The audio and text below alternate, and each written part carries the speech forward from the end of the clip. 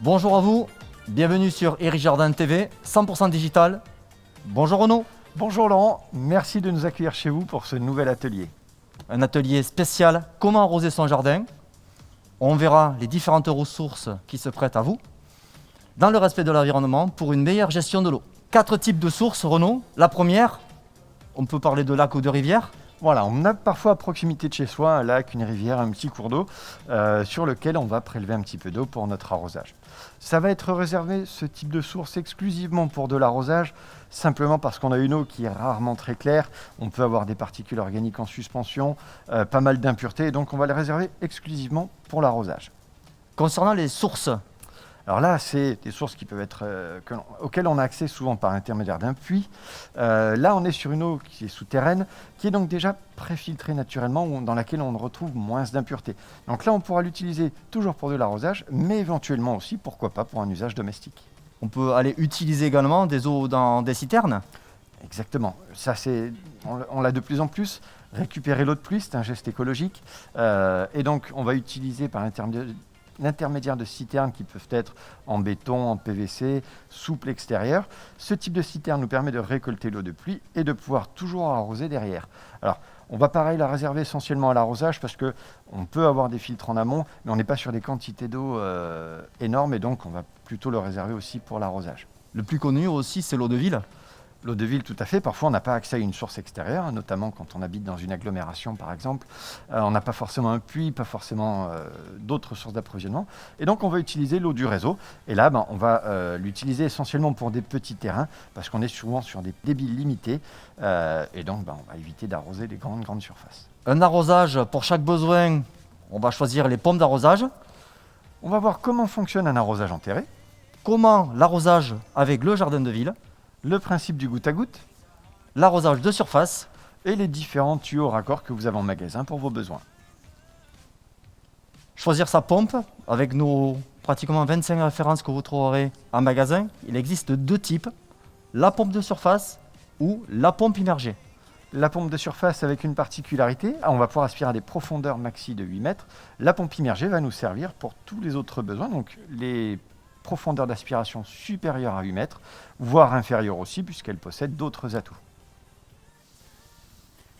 Choisir sa pompe, c'est différentes installations entre la pompe immergée et pompe de surface. On le voit sur le croquis ici, Renaud. Voilà, on voit bien donc une pompe de surface, comme l'indique son nom, elle est en surface, positionnée dans un jardin, dans un local, à proximité du point d'aspiration.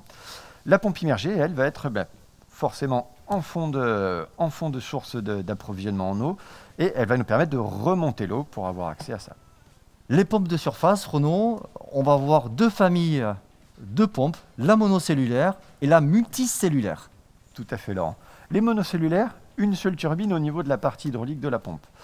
L'avantage, ça va être réservé essentiellement aux forages. Les forages, ce sont des petits tubes d'aspiration qui nous permettent d'aller récupérer l'eau dans le sol.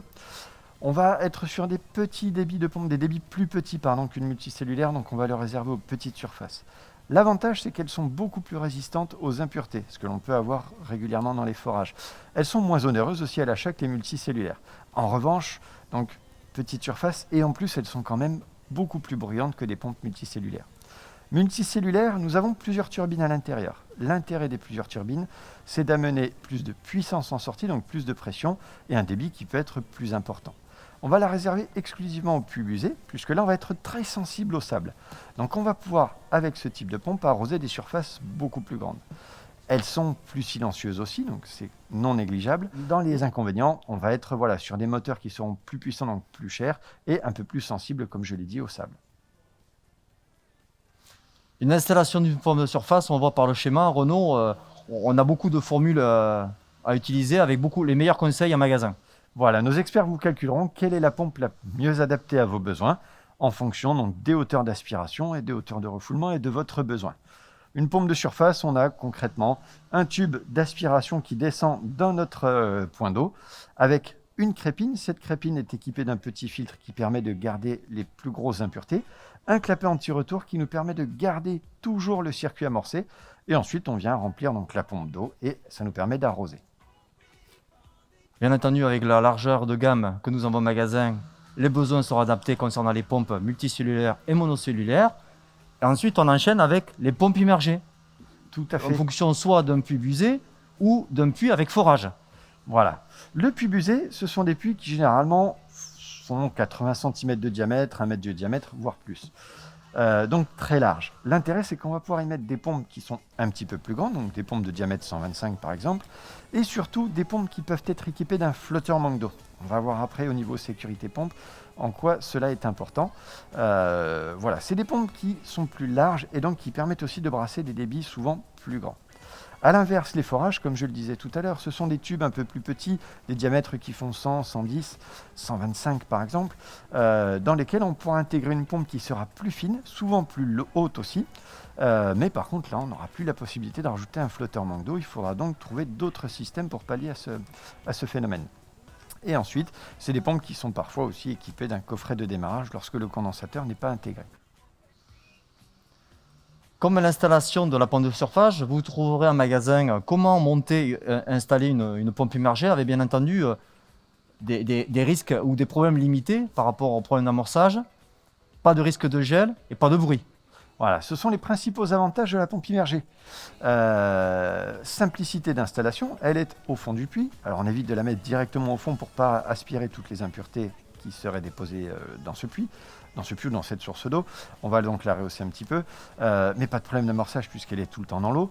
Pas de risque de gel parce qu'avant qu'il gèle au fond de notre puits, on aura une très grande vague de froid. Et surtout, pas de bruit, ce qui peut être intéressant dans des environnements urbains par exemple, ou lorsque nos voisins sont très proches, ou le lieu d'habitation très proche aussi. Facile à installer, donc toujours un clapet anti-retour pour maintenir le réseau sous pression, un tube de sortie en polyéthylène et derrière donc, nos différentes protections électriques et coffrets de commande. On a vu les deux types d'installation pompe de surface ou pompe immergée. On parle également de, une fois qu'on a choisi la pompe, on sécurise sa pompe. Voilà, on a besoin de la sécuriser parce que l'environnement n'est pas toujours propice à l'utilisation d'une pompe. Et pour quand même pouvoir utiliser cette source d'eau, on va chercher à protéger notre moteur, l'objectif étant de pérenniser notre installation. Alors on va la protéger tout simplement contre l'aspiration d'éléments solides, sable, gravillon, qui pourraient venir abîmer l'hydraulique des moteurs. On va aussi éviter le fonctionnement à sec, puisqu'un moteur, quand il fonctionne, il est refroidi par l'eau qu'il aspire. Et mécaniquement, si j'ai plus d'eau, mon moteur surchauffe et je risquerais de le griller. Et donc derrière, on a des systèmes de protection qui nous permettent de pallier à tous ces phénomènes. Une autre étape à l'installation de l'arrosage, c'est rendre automatique l'installation par deux solutions, Renaud. Tout à fait. Nous allons avoir donc deux principes d'automatisation. Le système dit contrôle pompe ou automatisme de pompe. C'est un petit appareil qui vient se brancher sur la pompe de surface ou bien sûr hors d'eau pour la pompe immergée et qui nous permet de gérer le démarrage et l'arrêt de la pompe. Concrètement, lorsque une électrovanne s'ouvre ou vous ouvrez un robinet, l'automatisme détecte la chute de pression dans le réseau et démarre le moteur. L'électrovanne se ferme, le robinet se ferme, il détecte la montée en pression du moteur et il vient couper la pompe. On va le réserver essentiellement à un usage d'arrosage ou de point d'eau. Et nous avons aussi donc les réservoirs à pression. Le réservoir à pression va être utile dans le cadre d'un usage domestique aussi. Si on souhaite utiliser notre eau de source, de puits, pour alimenter éventuellement un WC, une machine à laver et d'autres éléments de la maison. Donc le principe est très simple. J'ai une cuve sous pression avec une membrane. Mon moteur démarre, il remplit cette cuve. Une fois que la cuve est pleine, le moteur s'arrête. C'est un petit contacteur qui permet de gérer cette pression haute, pression basse. Le robinet s'ouvre ou l'électrovanne s'ouvre. L'eau qui arrive d'abord de ce réservoir à pression et vient alimenter votre circuit. Et simplement, quand on n'a plus d'eau dans ce réservoir, la pression a diminué, le moteur va démarrer. Et il va alimenter directement ou remplir votre réservoir à pression. À la fin de l'utilisation, le moteur va continuer à tourner quelques instants de manière à re-remplir le réservoir. Tout cela nous permet d'éviter les démarrages trop fréquents du moteur, surtout dans le cadre d'un usage domestique. Et le but étant de préserver la pompe.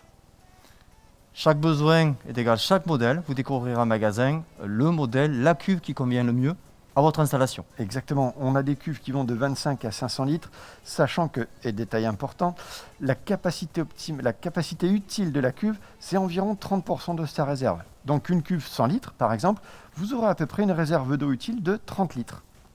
Il faut bien en tenir compte dans le choix de sa cuve. Techniquement, dans le schéma, comment automatiser sa pompe avec un contrôle-pompe ou une cuve, on le voit ici, Renaud, sur les deux schémas. Exactement. Nous avons donc sur la partie gauche l'automatisme de pompe qui peut être donc soit mis sur la pompe de surface, soit éventuellement en sortie de pompe immergée, bien sûr hors d'eau encore une fois. On évite toujours de les installer dans le puits puisqu'un puits génère beaucoup d'humidité et à partir du moment où on a un peu d'électronique dans des appareils, l'humidité risque d'être nocive à long terme. Donc à gauche, installation particulière, on peut la mettre soit dans un local, soit dans un petit regard à côté du puits. La cuve à droite, donc la cuve à pression, en revanche, nécessite un local un petit peu plus grand parce qu'il va falloir placer cette fameuse cuve. Et donc là, ça sera plutôt un abri de jardin, un garage, un local technique à proximité. Une fois qu'on a fait le choix de la pompe, la rendre automatique, c'est comment l'utiliser. Donc souvent dans un arrosage enterré, dit souvent intégré. Tout à fait. L'arrosage intégré, donc, comme l'indique son nom, il est intégré au jardin pour une question d'esthétique et une question pratique aussi. Le gros avantage, c'est assez simple à installer, mais surtout c'est très discret. On va pouvoir arroser un gazon sans avoir des tuyaux qui courent un peu partout au niveau du jardin. On va pouvoir l'automatiser grâce à un programmateur, des électrovannes, et on va pouvoir gérer aussi cet apport en eau par l'intermédiaire de pluviomètres, d'applications connectées et éventuellement d'autres systèmes de sondes qui nous permettent d'ajuster au mieux l'arrosage. Donc aujourd'hui, un arrosage enterré dit intégré, il est discret. On va le voir tout à l'heure, il est simple d'installation et on automatise entièrement ce système jusqu'à l'option Bluetooth. Je suis au bureau, je peux aussi piloter mon arrosage. Exactement. Et l'intérêt de le réaliser soi-même, c'est qu'on va pouvoir réaliser à peu près 50% d'économie, sachant que c'est très simple à installer et nos conseillers sont là pour vous expliquer ceci en magasin. Tu parles de conseils et de conseillers, Renaud. Installer son arrosage enterré avec les différents montages, montage des raccords, du collier, vous le découvrirez en magasin aussi, vous pouvez le voir sur irijardin.fr. Mais ça reste simple, Renaud. C'est extrêmement simple, comme on le voit ici sur cette page du catalogue. C'est de l'assemblage de tuyaux, c'est des raccords compression. On n'a pas besoin d'avoir de grandes notions de plomberie. Il n'y a pas de soudure, il n'y a pas de choses complexes. C'est à la portée de n'importe quel bricoleur. C'est très simple à installer. Il faut un petit peu d'huile de coude, bien sûr, pour pouvoir réaliser les tranchées. Mais on peut aussi, pour cela, s'aider d'une trancheuse ou éventuellement d'une mini-pelle. Mais c'est vraiment, j'insiste bien dessus, très simple à installer. Il n'y a aucune difficulté technique à réaliser son arrosage intégré. Le montage d'un arrosage enterré, c'est quoi? Rappelle-moi les étapes, s'il te plaît, Renaud. Alors, on a déjà notre source en eau, donc ça va être notre fameux départ réseau. Comment l'eau arrive. Ensuite, on va avoir des électrovannes qui vont nous permettre d'automatiser le système. Ces électrovannes seront commandées par un programmateur et on va alimenter nos différents circuits avec des tuyères, des turbines, pourquoi pas du goutte à goutte. Ensuite, donc, c'est des raccords et de la tuyauterie. Et éventuellement aussi, on peut alimenter des points d'eau. On le voit éco-concerné avec également le programmateur, mais on peut aussi parler de la gestion avec un pluviomètre. Exactement. Aujourd'hui, dans l'objectif d'économie d'eau, le côté écologique et économique, on évite d'arroser quand il a plu. Or, l'intérêt de l'arrosage intégré, c'est aussi d'arroser quand vous êtes absent et vous ne maîtrisez pas forcément ce facteur pluie. Donc, on peut ajouter des petits pluviomètres qui nous permettront de dire il a plu, je n'ai pas besoin d'arroser mon jardin, j'économise de l'eau et je préserve aussi l'environnement. Le montage d'un départ réseau, c'est des électrovannes avec de l'abri, abrité par des regards, mais les départs.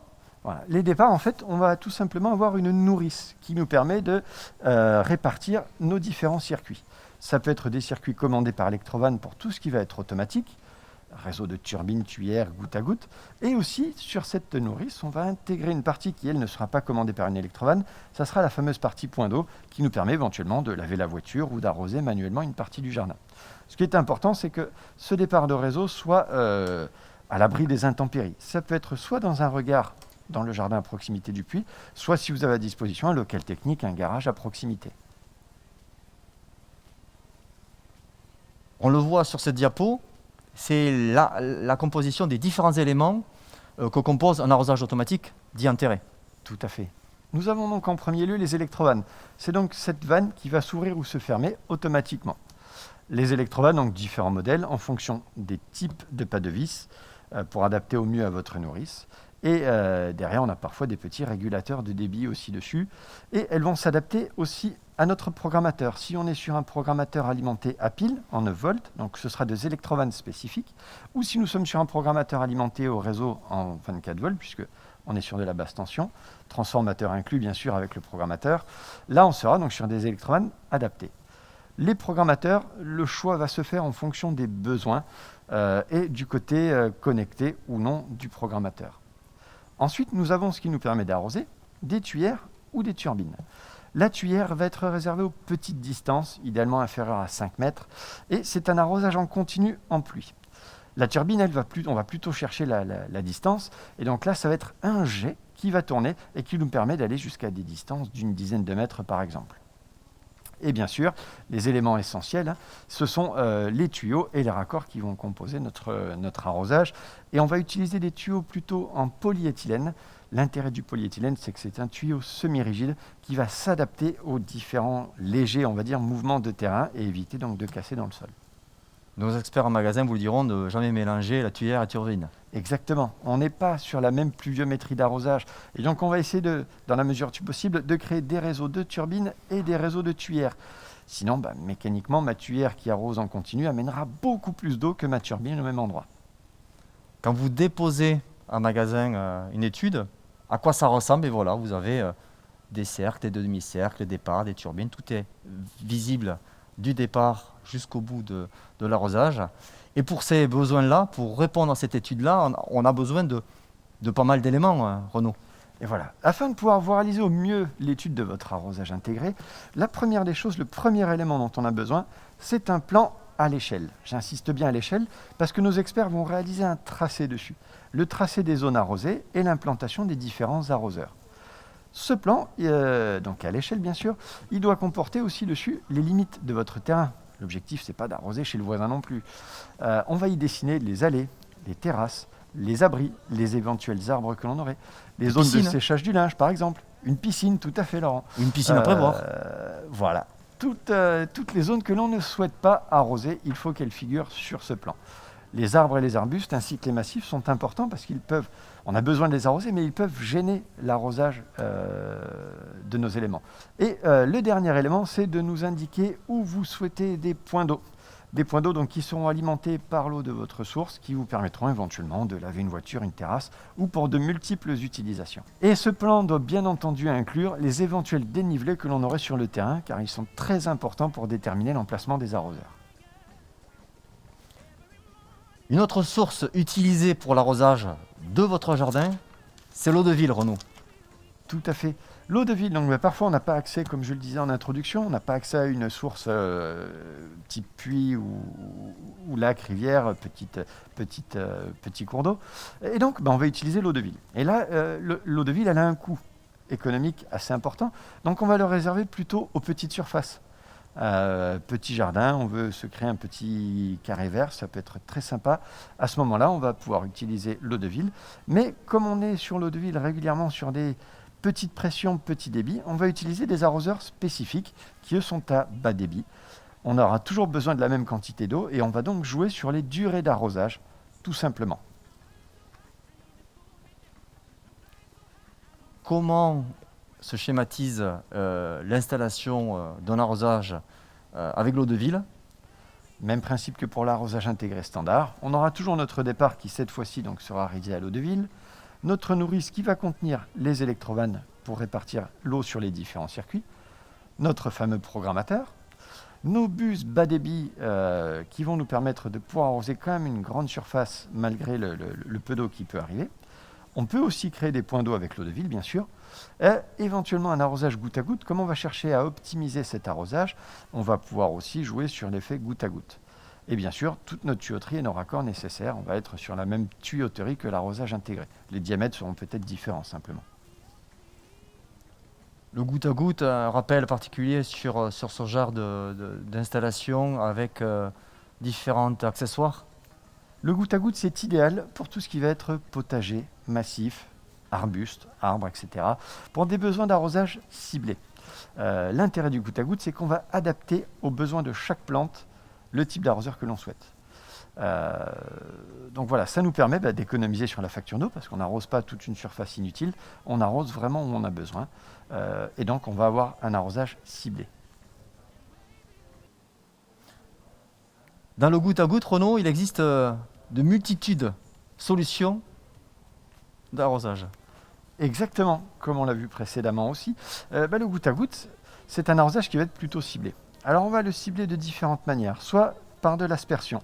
Aspersion, donc ça va être sur des débits et des portées moindres que sur des tuyères classiques. C'est l'idéal pour un massif de fleurs, par exemple. On met un petit aspersoir au milieu et on vient couvrir ce massif.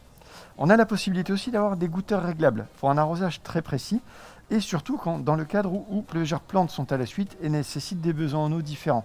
On va pouvoir ajuster le débit sur chaque plante de manière à économiser l'eau. Et nous avons enfin les tuyaux basse pression. Ceux-là peuvent être utiles. Alors, ils se présentent sous deux formes. La forme tuyau poreux, qui est un tuyau très écologique puisqu'issu de recyclage de pneus. C'est un tuyau qui va suinter sur toute sa longueur. Sa particularité, c'est qu'il faudra l'utiliser légèrement enterré, tout simplement pour éviter qu'il soit abîmé par les UV et qu'il se perce. Très pratique pour un potager qui change chaque année, par exemple, parce qu'il est très souple, malléable, et on va pouvoir le mettre où l'on souhaite sur notre réseau. Et vous avez aussi, en dernier lieu, les tuyaux avec les goutteurs incorporés. Donc, c'est un tuyau polyéthylène classique, mais dans lequel tous les 30 cm sont incorporés un goutteur. Et ça, c'est parfait pour une haie, par exemple. Comment ça s'installe, comment ça se monte, ce goutte à goutte, Renaud? Et donc, comme tous les principes d'arrosage que l'on a vus précédemment, on aura forcément un départ de réseau, une programmation. Alors, la différence, c'est que le goutte à goutte, souvent, on va utiliser un seul circuit, un ou deux circuits commandés par un programmateur né de robinet. Né de robinet, ça veut dire qu'il vient se mettre sur le robinet et il fonctionne généralement à pile puisqu'on est sur des petits programmateurs avec des petits débits, ce qui est le cas du goutte à goutte. Donc généralement, on utilise cette solution. Ensuite, on va avoir notre circuit avec goutteur, micro-asperceur ou éventuellement tuyau. Donc tuyau poreux, tuyau goutteur incorporé, bien sûr. Et derrière, tous ces petits raccords qui vont nous permettre d'assembler notre goutte à goutte et de créer nos différents circuits. On le voit sur le schéma, hein, ça va du programmateur, du régulateur de pression, le filtre à tamis aussi. Exactement, deux éléments essentiels, comme tu l'as dit Laurent. Le régulateur de pression, puisque le goutte à goutte fonctionne à une pression comprise entre 1 bar et 1 bar 5. Donc on a besoin de casser la pression qui rentre dans notre réseau. Et donc on utilise un petit réducteur de pression. Et le filtre à tamis est très important aussi, puisque c'est de la micro-aspersion. On a donc des gouteurs qui sont très petits. Et les moindres petites particules de limon, par exemple, peuvent venir colmater des gouteurs. D'où l'importance du filtre à tamis en entrée. L'arrosage goutte à goutte est assez simple, il s'installe bien entendu sur des terrains, il peut aller sur du potager, il peut aussi convenir à du balcon. Pareil, sur des surfaces de balcon, on va pouvoir installer un système de goutte à goutte. Il y a quantité de solutions qui existent pour l'adapter au mieux. Renaud, la dernière solution, la facilité, c'est l'arrosage de surface. Voilà, l'arrosage de surface, donc la plus utilisée aujourd'hui, la plus simple à mettre en œuvre, puisqu'elle ne nécessite pas de travaux, pas d'investissement. Tout bêtement, on se branche sur un robinet par l'intermédiaire de différents raccords, ce qu'on va appeler les raccords rapides. On branche notre tuyau, et après, deux grands principes. Soit j'arrose moi-même à la main, ça peut détendre après une journée de travail, ça prend du temps, mais ça peut être sympathique. Et donc là, je me promène avec des lances d'arrosage, des pistolets, et j'arrose ma surface. Si je veux cependant que ça puisse se faire tout seul, je vais pouvoir brancher des arroseurs oscillants ou des arroseurs de surface. Je le mets, ça fonctionne efficacement. C'est vrai que c'est pas très précis, c'est pas très esthétique parce qu'on a un tuyau qui va courir sur tout le jardin. Mais par contre, c'est très simple à mettre en œuvre. Je vais chercher mon oscillant, je le pose, je branche mes tuyaux et en avant, c'est fait. C'est une solution qui est rapide avec le moindre coût à l'achat. Tu disais les différents nez de robinet avec l'arrosage de surface, avec d'un point, la lance d'arrosage, le pistolet, l'arroseur oscillant.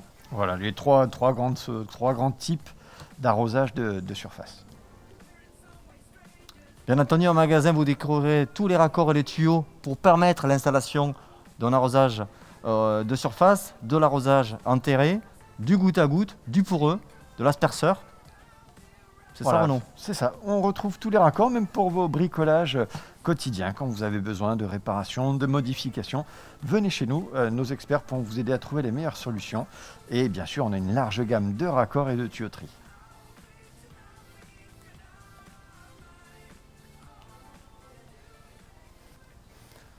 Voilà, nous voilà à la fin de cet atelier qui vous a pu permettre de découvrir toutes les solutions qui s'offrent à vous pour arroser votre jardin. Merci Renaud. Merci Laurent, et donc maintenant à vous. N'hésitez pas à venir nous rencontrer nos experts en magasin afin qu'ils puissent réaliser la meilleure étude adaptée à vos besoins et dans les meilleurs délais. Merci encore et à bientôt. Au revoir.